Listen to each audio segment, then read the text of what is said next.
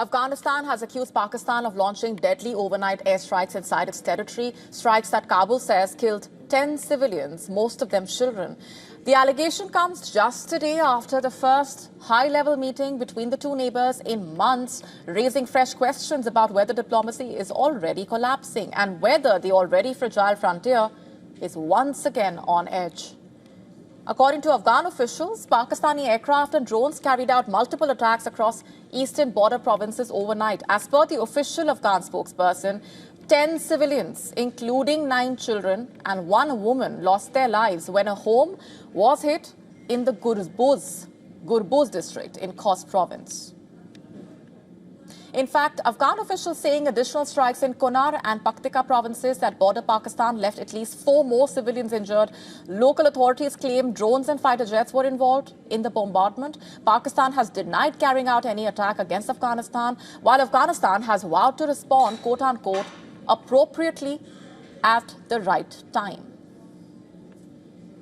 Now, visuals from Khost province showing locals clearing the debris and searching for belongings beneath the rubble.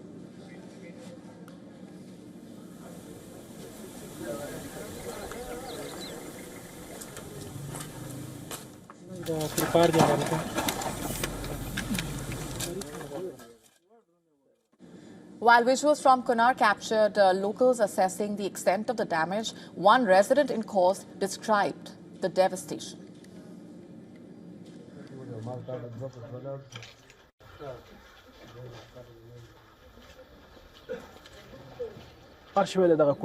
You can see that this house has been completely destroyed. Even the Quran has been damaged, and the children's school books have been ruined. This home has been destroyed from its foundation. We call on our government to prevent such operations from happening again.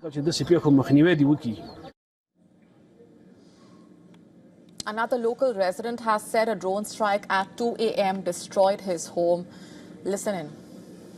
At 2 a.m., Pakistani drones attacked. They destroyed our house and 5 people were injured. They are now in the hospital.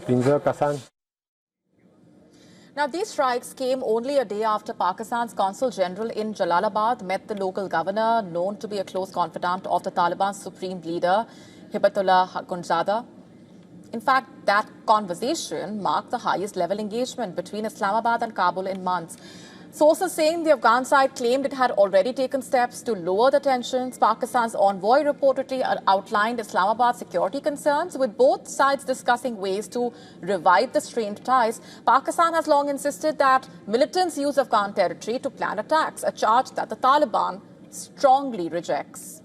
The talks were intended to soften the relationship after months of friction. The alleged attack by Pakistan unfolded just a day after a suicide blast targeted Pakistan's paramilitary federal constabulary headquarters in Peshawar, killing 3 officers and injuring 11 more. While no group has claimed responsibility, Pakistan's state broadcaster reported that the attackers were Afghan nationals. While the President Asif Ali Zardari has publicly blamed the Tehreek-e-Taliban Pakistan for the attack, which Islamabad alleges operates from inside Afghanistan. In fact, just a short while back, Pakistan renewed accusations against Afghanistan of involvement in a suicide bombing attack in Islamabad earlier in November, which killed 12 people. Relations between the two sides have been on a downward spiral since the Taliban's return to power in 2021, and the situation has worsened last month when the fierce border clashes killed around 70 people on both sides. A ceasefire brokered by Qatar and Turkey halted the fighting, but multiple rounds of negotiations in Doha and Istanbul failed to actually produce a lasting agreement. For all the latest news, download the WION app and subscribe to our YouTube channel.